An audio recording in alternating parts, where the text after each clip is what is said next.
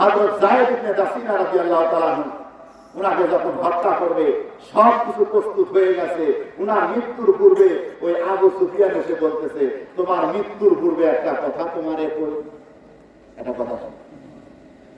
যায়েদ ইবনে দাসিনা রাদিয়াল্লাহু তাআলা বলে, আবু সুফিয়ান কি বলতে চাও বলো। বলে, এই যে তুমি মৃত্যুর দ্বার প্রান্তে। বলে, হ্যাঁ।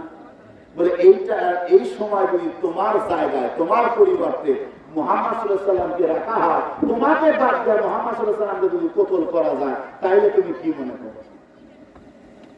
যায়েদ ইবনে দাসিনা রাদিয়াল্লাহু তাআলা বলে, আল্লাহর কসম, আমার এই জায়গায় আল্লাহ রাসূল তো দূরের কথা, যদি আমার নবীর কদম মোবারকে একটা কাঁটা বেঁধে আমি যায়েদ ইবনে দাসিনা সহ্য করব না। আল্লাহ নবীর কদম মোবারকে কাঁটা বেঁধার চাই বিদ্ধ হওয়ার চাইতে আমার জীবনটা চলে যাবে, এটা উত্তম হবে।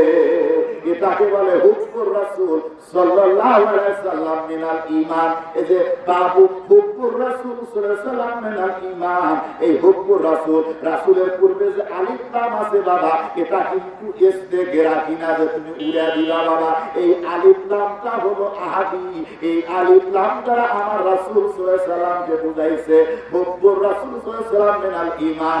একমাত্র আমার স্পেশাল ভাবে আমার রাসূলকে মহব্বত করলে, ভালোবাসলে তোমার ঈমানটা প্রতিষ্ঠিত হবে।